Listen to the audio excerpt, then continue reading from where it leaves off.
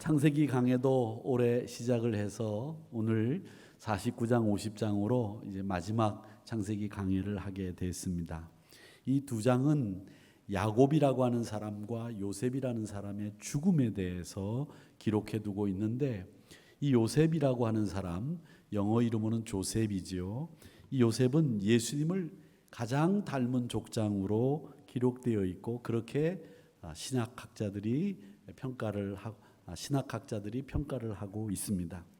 먼저 이 49장에 보면 야곱이 자기 아들들을 불러 모아놓고 그들을 위해서 마지막으로 축복을 합니다. 근데 그 축복의 내용은 자기의 죽음을 예고하면서 자신의 죽음은 조상에게로 돌아가는 것에 불과하다라는 내용을 이야기하고, 또 12아들을 축복하면서 그들의 미래를 예언하는 말씀을 합니다. 그리고 그 유언으로 내가 어디에 묻혀야 되는지를 지목합니다. 야곱은 자신의 시신을 묻으라고 어디에다 얘기를 하는가 하면, 아브라함이 햇사람 에브론에게서 산 막벨라 굴, 마물의 상수리 나무 앞에 있는 막벨라 굴에 자기를 묻으라, 이렇게 지시를 유언을 합니다. 이곳은 자신의 아내인 레아가 묻힌 곳이고, 또 할아버지 아브라함, 아버지 이삭이 묻혀 있는 곳입니다. 야곱의 죽음을 한번 쭉 보시기 바랍니다. 먼저 야곱은 죽음 앞에서 원망하거나 체념하거나 또 혹은 마음속에 낙심하는 마음이 전혀 없습니다. 냉엄하고 소박하게 조상에게로 돌아가는 것이라고 서술합니다. 성경에 보면 여호수아도 그의 죽음을 가리켜서 온 세상이 가는 길이다, 이렇게 이야기를 했고, 다윗도 세상을 떠날 때 솔로몬에게 세상 모든 사람이 가는 길을 나도 간다, 그렇게 묘사를 했습니다. 사랑하는 성도 여러분, 생명이 하나님께 속해 있듯이 죽음도 하나님의 섭리에 속합니다. 죽음의 세력도 본질적으로 하나님의 다스림 속에 있다는 말입니다. 우리 역시 후일에 다 모든 사람이 가는 길, 온 세상이 가는 길을 가게 될 텐데, 그때는 그것이 하나님께로 돌아가는 고향 가는 길이 된다는 것을 잊지 마시기를 바랍니다. 그리고 죽음이라고 하는 것은 원수가 아니고 하나님을 믿는 성도들에게는 하나님이 우리를 다스리는 방편이시기도 합니다. 인생의 생과 사를 주관하시는 분이 하나님이시라고 하는 고백이 우리 안에 있는 겁니다. 그래서 종지부를 찍고 마침표를 찍고 끝을 내는 게 아니라 새로운 삶의 시작이 우리 그리스도인들에게는 죽음입니다. 죽음의 문턱 앞에서도 하나님 나라의 영광을 기대하고 바라볼 수 있는 여러분들이 되시기를 주님의 이름으로 축복합니다. 그리고 이제 야곱이 죽었습니다. 성경에 기록된 이 야곱의 장례식은 70일 동안 진행이 됐다고 해요. 애굽 왕 바로의 장례 일정은 72일입니다.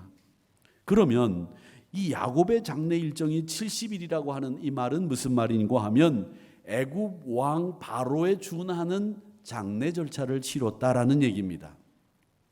그 이유가 뭐겠습니까? 그건 그의 아들 요셉이 애굽에서 왕과 같이 존경을 받고 있었기 때문입니다. 이렇게 살았을 때보다도 죽었을 때 더 아쉬운 사람이 훌륭한 사람입니다. 만나고 싶은 사람도 중요하고 훌륭한 사람이지만, 헤어지고 난 뒤에 더 보고 싶은 사람이 훌륭한 사람입니다. 또한 이 야곱의 장례를 통해서 우리가 눈여겨볼 것이 있는데, 이 야곱의 유언을 따라 야곱은 그 시신을 가나안에 매장하게 됩니다.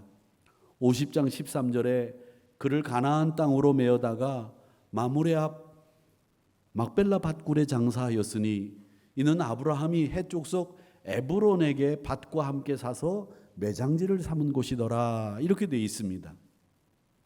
수많은 사람이 동원이 돼서 이집트에서 가나안까지 가는 장례 행렬을 상상해 보시기 바랍니다.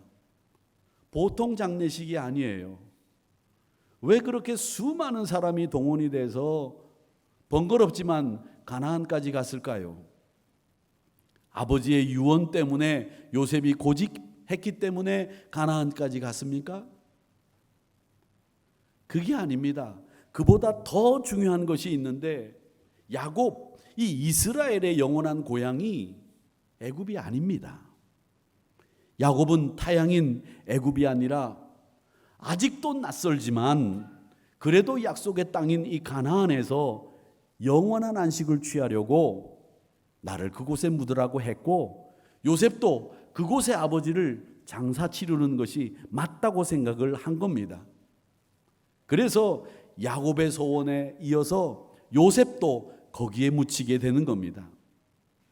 이스라엘 족장들은 모두가 하나같이 가나안 땅에 묻혔습니다. 우리가 여기서 신앙생활을 하면서 신앙의 기본 정신 하나를 배우게 되는데, 그게 뭐냐? 그건 애굽에서 나와서 가나안을 향해서 가는 겁니다. 이게 신앙의 바른 루틴, 경로입니다. 사랑하는 성도 여러분, 우리가 하나님의 약속을 기억한다고 하면서, 하나님의 약속을 믿고 있다고 하면서 산다면, 여러분은 애굽에서 나와서 가나안을 향해 가는 신앙의 여정을 걸어가야 됩니다. 이게 우리의 신앙의 바른 경로예요. 영적으로도 우리가 그 죄로 물든 애굽 땅에 있는 것이 아니라, 우상에 찌든 애굽 땅에 있는 것이 아니라, 그곳에서 나와서 가나안을 향해서, 약속의 땅을 향해서 가는 것이 우리의 바른 신앙의 경로, 여러분의 신앙의 방향이라고 하는 거죠. 그 약속이 있음에도 우리가 자주 잊고 살죠.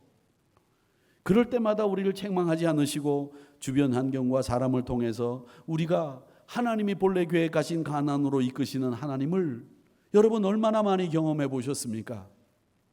모세에게도 야곱에게도 아브라함에게도 하나님은 분명히 약속하셨어요. 함께 있겠다.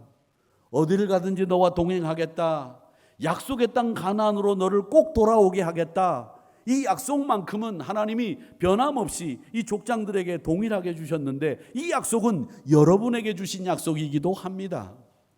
그렇기 때문에 우리가 영적으로 가나안을 향해서 가는 그 걸음을, 방향을 분명하게 설정해 놓고 그곳으로 가야 됩니다.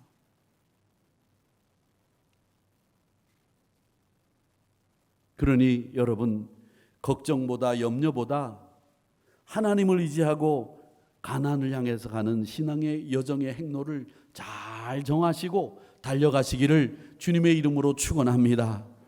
히브리서 11장 16절 말씀에 보면, 그들이 이제는 더 나은 본향을 사모하니 곧 하늘에 있는 것이라.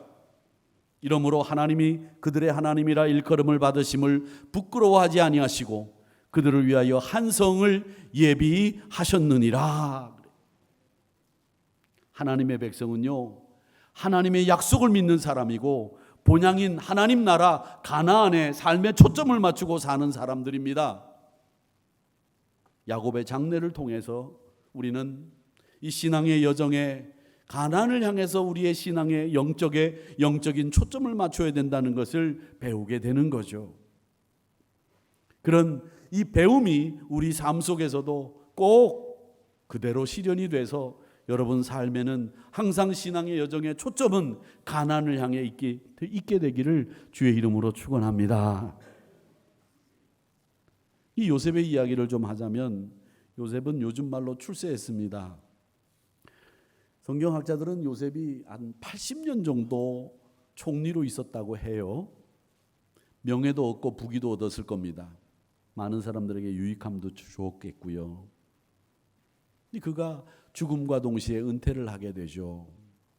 물러서게 됩니다. 그런데 그가 그렇게 멋진 죽음과 은퇴를 하게 되는 과정에서는 그의 가정에 승리가 있었기 때문입니다.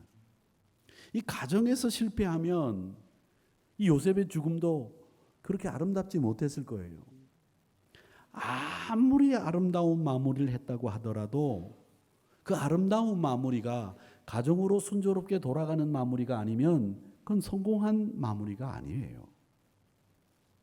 가장 아름다운 마무리는 어디서 얻어야 되냐면 가정에서 얻어야 됩니다. 아름다운 은퇴도 실상은 가정으로 평안히 돌아가는 길입니다.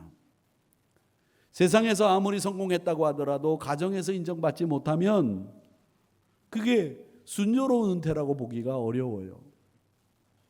믿음의 조상 아브라함의 흠이 뭡니까? 하갈을 얻어서 이스마엘을 낳은 겁니다. 가정이 실패했어요. 야곱의 실수가 뭡니까? 다윗의 실수는 뭐예요? 솔로몬의 실수가 뭡니까? 다 가정에서 실패했어요. 가정이 분열이 되고 나라가 분열이 됐습니다. 사랑하는 성도 여러분, 마지막 순간에도 가족에게 인정받는 여러분들이 되시기를 축원합니다. 이 가족에게 인정받는 게 참 중요한 거예요. 그리고 요셉이 이제 마지막으로 24절에서 유언을 하는데, 요셉이 그 형제들에게 이르되 나는 죽을 것이나 하나님이 당신들을 돌보시고 당신들을 이 땅에서 인도하여 내사 아브라함과 이삭과 야곱에게 맹세하신 땅에 이르게 하시리라. 무슨 말입니까?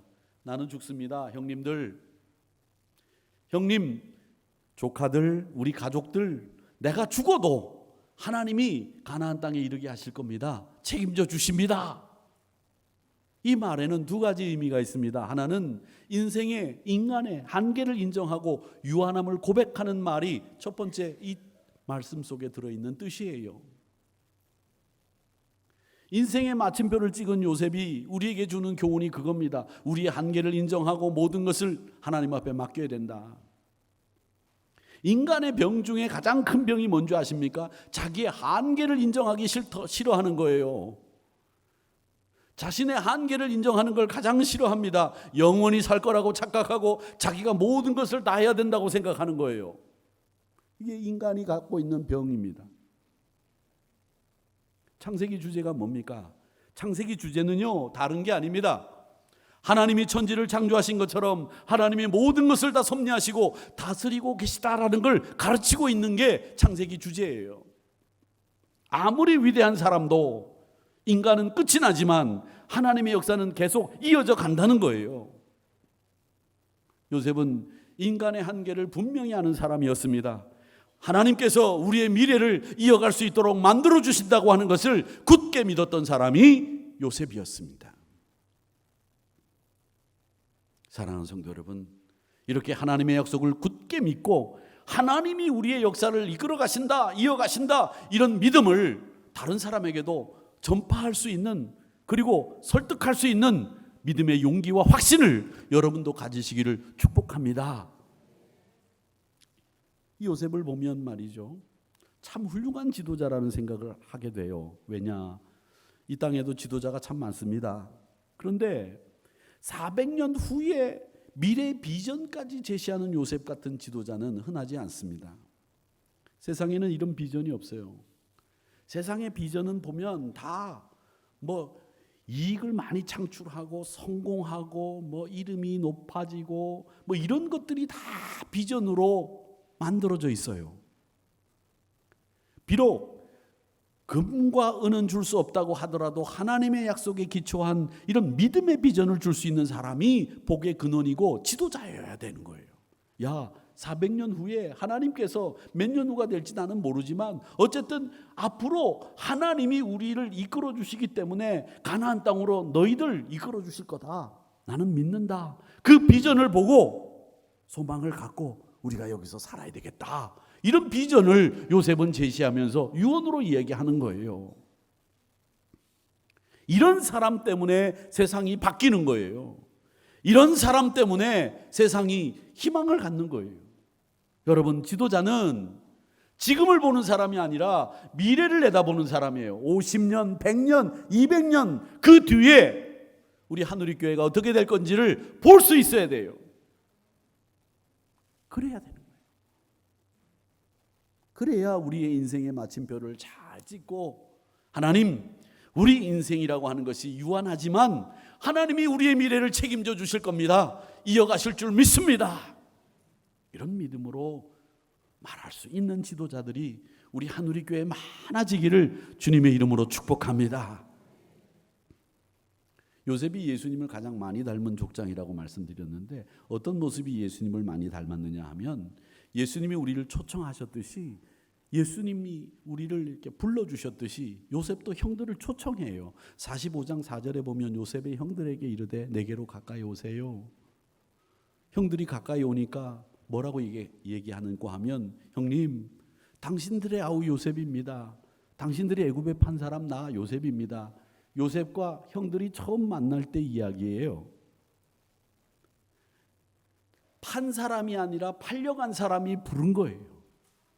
형과 요셉 사이의 간격이 갈등이 한순간에 사라지는 거죠. 우리 주님이 그렇게 우리를 가까이 오라고 초청한 것처럼 요셉도 형들을 초청했습니다. 두려워 떠는 죄인을 초청한 것처럼 요셉도 형들을 두려워 떨고 있는 그 형들을 초청했어요. 45장 7절에 보면 요셉은 이렇게 얘기합니다. 하나님이 큰 구원으로 당신들의 생명을 보존하시고 당신들의 후손을 세상에 두시려고 나를 당신들보다 먼저 애굽으로 보내셨습니다. 그러니까 이건 사사로운 감정으로 형님들이 나를 판 거 아니고 하나님이 이렇게 하신 거기 때문에 우리가 다 구원받았습니다 라고 하는 하나님의 큰 구원의 그림을 이 요셉은 형들에게 보여주고 있는 거예요. 가족을 이스라엘을 구원해내는 구원자가 된 거죠. 이렇게 초청과 하나님을 의지하는 구원자로서의 역할을 감당하는 요셉을 보시기 바랍니다. 그가 죽으면서 더 큰 구원을 이루는 사람답게 하나님의 미래를 보는 사람이었다는 거죠.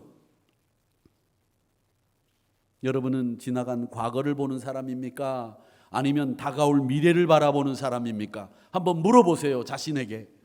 나는 다가올 미래를 바라보는 사람이다. 이렇게 이야기하셔야 됩니다.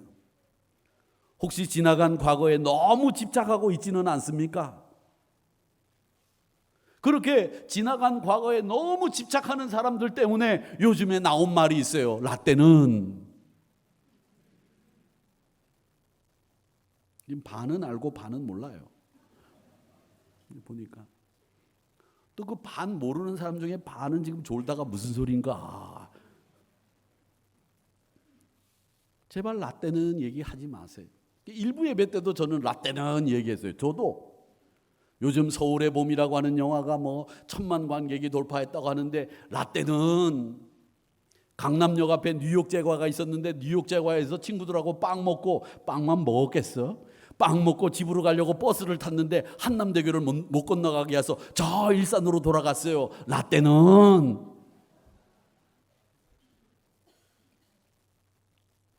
과거에 집착하고 과거의 기억을 소환해내가지고 지금 얘기를 하는 거예요. 근데 성경은 단 한 번도 과거에 집착하라고 하는 말씀을 한 적이 없습니다. 하나님의 은혜를 돌아보며 감사하라고 하는 말은 있어도 어디에도 과거를 묵상해라, 과거로 돌아가라, 과거에 지은 죄를 다시 기억해라 이런 말씀하고 있지 않습니다. 요한복음 8장에 보면 현장에서 간음하다가 붙잡혀온 여인의 이야기가 나오는데 모세율법에 의하면 이 여인은 돌에 맞아 죽어야 됩니다. 그런데 주님이 주위에 있는 사람들에게 말씀하시죠. 너희 중에 죄 없는 사람이 돌로 쳐서 죽여라. 그리고 뭔가를 땅에 쓰셨습니다. 양심의 가책을 받은 사람들이 다 떠나고 난 뒤에 그 여인만 남았어요. 그 여인만 남았을 때 주님이 뭐라고 말씀하셨습니까? 나도 너를 정죄하지 아니하노니 가서 다시는 죄를 범하지 말라. 이렇게 말씀하셨습니다. 8장 11절 말씀에 대답하되 주여 없나이다. 사람이 있느냐 하니까 없습니다. 예수님이 말씀하시되 나도 너를 정죄하지 아니하노니 가서 다시는 죄를 범하지 말라. 주님이 그 여인의 가슴 속에 있는 과거의 아픈 기억들을 끄집어내서 물은 게 아니에요. 그 상처들을 다시 물어보면서 네가 어쩌자고 이렇게 된 거냐? 그날 상황을 좀 설명해봐라. 묻지 않으셨습니다. 그놈이 너한테 뭐라고 하더나? 안 물었어요. 그냥 가서 앞으로 다시는 그런 죄 짓지 마라. 앞으로 어떻게 살아야 될지만 말씀하셨다는 거예요. 예수님 당시에는 세 부류의 사람들이 있었어요. 바리새파 사람들, 사두개파 사람들, 예수님의 제자들.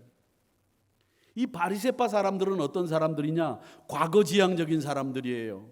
과거의 율법과 전통을 끄집어내 가지고 그 율법에 의하면 이러니 저러니, 이렇게 해야 되니 저렇게 해야 되니, 이렇게 이야기하는 사고방식이 과거에 집착되어 있는 사람들. 그 사람들은 과거를 굉장히 중요하게 생각했습니다. 반면에 사두개파 사람들은 현재지향적인 사람들이에요. 부활을 부인했습니다. 미래 부활이 일어날든지 말든지 그건 나하고 상관없어. 그건 몰라. 현재만 중요하기 때문에 로마 정부에 빌붙어서 힘센 사람들, 권력 있는 사람들 말이죠. 돈 있는 사람들 그 줄에 서가지고 백성들을 괴롭히는 일이 됐건 어쨌든 나만 지금 이 시간에 편하면 된다, 이런 생각을 가지고 있었던 사람들, 사두개파 사람들입니다. 그들이 왜 그렇게 했느냐? 그들에게는 현재가 중요했기 때문이죠. 그런데 예수님의 제자들은 달랐습니다. 그들은 미래지향적인 사람들입니다. 예수님이 땅끝까지 이르러 복음을 증거해라 이렇게 말씀하시니까 그 땅끝이 어디인지 가본 적도 없어요. 앞으로 어떻게 될는지 모르지만 어쨌든 미래 하나님이 땅끝까지 이르러 증거해야 된다고 하는 우리 주님의 말씀이 있었기 때문에 유대와 사마리아와 온 유대와 땅끝까지 이르러 복음을 전하는 일에 목숨을 바쳤던 거예요. 미래를 내다보기 때문에, 미래지향적인 사람이었기 때문에 그렇습니다. 여러분, 죽음이 끝이 아닙니다. 그 이후에도 우리의 삶이 있습니다. 요한 웨슬레는 88살에 세상을 떠났는데 그가 뭐라고 얘기했느냐면, 모든 것 중에 가장 좋은 것은 하나님이 우리와 함께 하신다는 사실이다, 그러면서 세상을 떠났어요. 웨슬레 아주 멋진 사람입니다. 요한 웨슬레가 한 가지 흠이 있다면 그에게는 세계 3대 악처라고 하는 부인이 있었다고 하는 거 빼놓고는 웨슬레는 정말 훌륭한 신앙의 사람이었습니다. 그래서 신학자들은 그렇게 얘기하죠. 집에 악처가 있으면 전도하는데 최선을 다한다. 나가서 매일 전도하고 말 타고 다니면서 지구 3바퀴를 돌았다잖아요. 집에 있으면 맨날 머리 잡히니까. 근데 웨슬레가 가장 기뻐했던 것은 뭐냐면 하나님이 나와 함께 하신다, 그거였습니다. 19세기 미국의 불길을 일으켰던 D.L. 무디라는 선생님 아시죠? 이 무디는 우리는 잊으면 안 되는 사람이에요. 이 무디의 집회에 가서 많은 사람들이 은혜를 받고 동양으로 복음을 들고 배를 타고, 그 당시에 피아노는 굉장히 비싼 거였는데 이 피아노를 팔아가지고 배싹을 마련해서 조선으로 와서 복음을 전했던 선교사들, 이 무디 때문에 그랬습니다. 근데 무디가 임종시에 뭐라고 했느냐? 슬퍼하는 주변의 사람들에게, 사랑하는 친구 여러분, 내일 아침 무디가 죽었다는 소식이 신문에 나거든 정말 내가 죽은 걸로 생각하지 마시고 내가 죽은 게 아니라 좀 더 높은 곳으로 올라갔다고 생각하시면 되겠습니다. 그렇게 얘기했습니다. 여러분, 우리는 좀 더 높은 곳으로 가는 거예요. 끝이 아닙니다. 그래서 초대교회 성도들은 항상 묘비에 뭐라고 썼느냐? 이분은 죽은 것이 아니라 이제야말로 새로운 생명에 들어간 것입니다, 그렇게 이야기했습니다. 여러분, 죽음도 하나님의 손아귀에 있다는 거예요. 하나님의 섭리 중에 있다는 거예요. 그건 낙심이요 절망이 아니라는 거예요. 고린도전서 15장 55절에서 58절까지의 말씀 여러분 아시죠? 사망아, 너의 쏘는 것이 어디 있느냐? 네가 쏘는 것이 죄요, 죄의 권능인 율법이다. 우리 주 예수 그리스도로 말미암아 우리에게 승리를 주시는 하나님 앞에 감사하노니, 그러므로 내 사랑하는 형제들아, 견실하며 흔들리지 말며 항상 주의 일에 더욱 힘쓰는 자들이 되라. 이는 너희 수고가 주 안에서 헛되지 않은 줄 알미라. 사망아, 너의 쏘는 것이 어디 있느냐? 사망이 쏘는 것은 죄요, 죄의 권능은 율법이라. 그런 죽음은 우리에겐 없다는 거죠. 주님이 죽음도 승리로 만드셨다는 거죠. 그러기에 여러분, 어떤 어려움이 있어도 희망을 잃지 마시기를 바랍니다. 방법이 있어요. 방법이. 여러분, 그렇기 때문에 우리 인생의 시작도 아름다워야 되지만 여러분의 인생의 끝은 더 아름다워야 됩니다. 과거에 집착하고 현재에 얽매이는 것이 아니라 미래를 내다보는 여러분 되시기를 축원합니다. 올해 마지막 시간인데 2023년 12월 31일은 이제 우리 곁을 떠나면 돌아오지 않습니다. 그래도 여러분 한 해 동안 정말 열심히 잘 사셨습니다. 우리가 꿈꾸던 우리의 가나안, 영원한 하나님 나라 소망하며 지금까지 사셨는데 지나간 과거는 예수님이 과거를 묻지 않으신 것처럼 이제 하나님 앞에 다 내려놓으시고 새해는 더 힘차게 달려가시기를 축원합니다. 모든 것이 회복되고 모든 것이 제자리를 찾아가고 모든 것이 부흥되는 역사가 일어나기를 축원합니다. 저는 24년도는 분명히 그렇게 될 줄로 믿습니다. 이렇게 기도하겠습니다. 그래서 더 많은 영혼이 하나님 나라를 누릴 수 있도록, 더 많은 우리 성도들이 선한 영향력을 세상에 끼칠 수 있도록 우리가 준비하는 아름다운 마지막 날임을 기억하면서 24년도 나도 승리하겠습니다. 나도 이기겠습니다. 나도 하나님의 사람으로 하나님 앞에 승리의 보고를 드리겠습니다.